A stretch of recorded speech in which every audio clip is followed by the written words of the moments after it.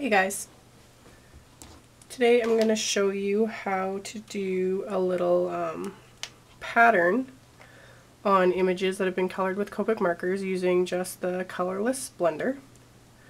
So I've got my little stamped image here, and I've done a video already on how I get the color faded out around the image, so I will link to that in the sidebar.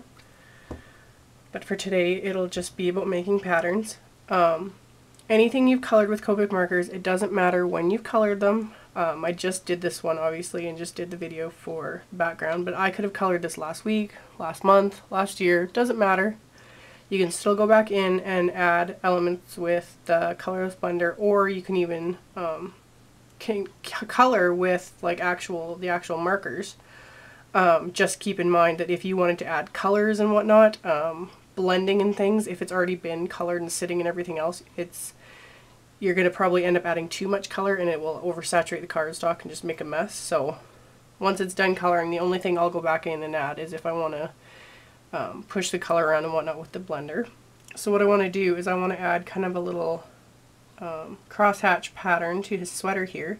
So all I'm going to do is you just take the Colorless blender and I use kind of a light touch to start off with.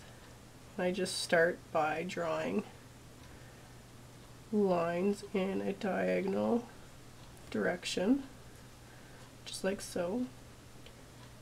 And it just depends on how pronounced you want the pattern to be.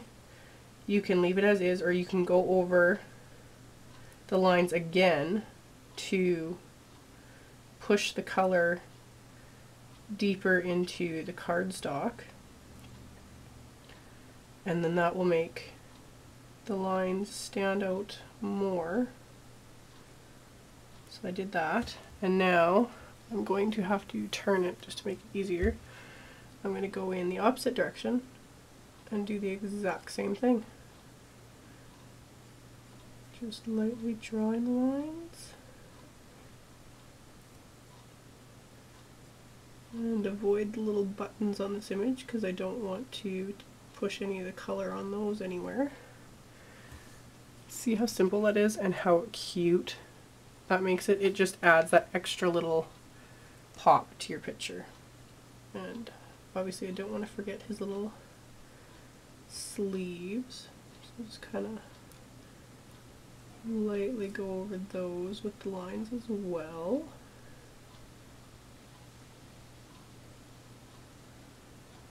Such a simple little technique, but it just adds that extra something. And you can do the exact same thing. You don't even need to use the Colorless blender. You can go in with a different color and do this as well. You just need to be careful what colors you use, because obviously if you do a really like dark intense color, it's really going to look like strange. That's why I prefer just using the Colorless blender, because it's so simple and it's still like, it's not making it completely white.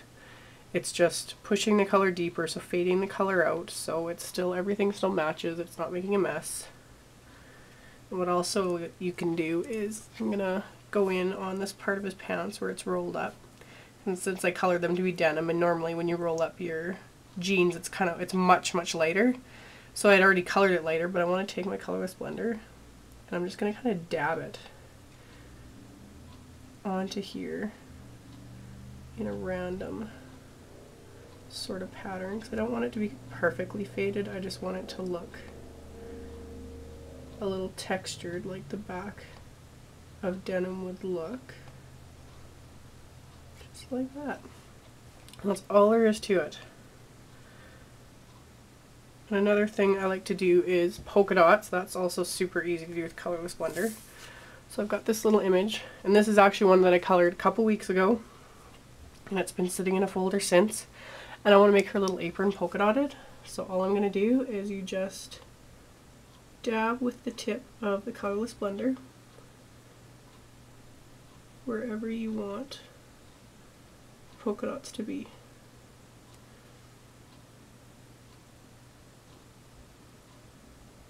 And again, depending on how intense you want them to be and how much you want them to show up, you can go back over them with the Colorless blender and just push the color deeper into the cardstock. so that they will show up even more.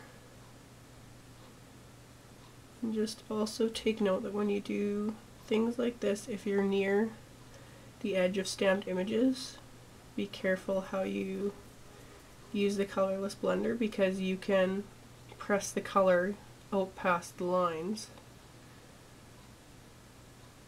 and it's a lot harder to clean that up, especially red. Reds are more difficult to do. While I'm at it, I'm just going to intensify a little bit of highlight on these little apples just to give them a bit more definition as well. And that's all there is to it. Super simple, but just gives the image again that little extra pop. So I hope you guys enjoyed that, and any questions or comments you can post them in the comment section below, as well as there will be links to the images and the cardstock and all that stuff that I use. Links to that will be in the sidebar. You can click for more info and everything will be listed right there for you. So thanks for watching, guys, and I'll see y'all next time. Bye!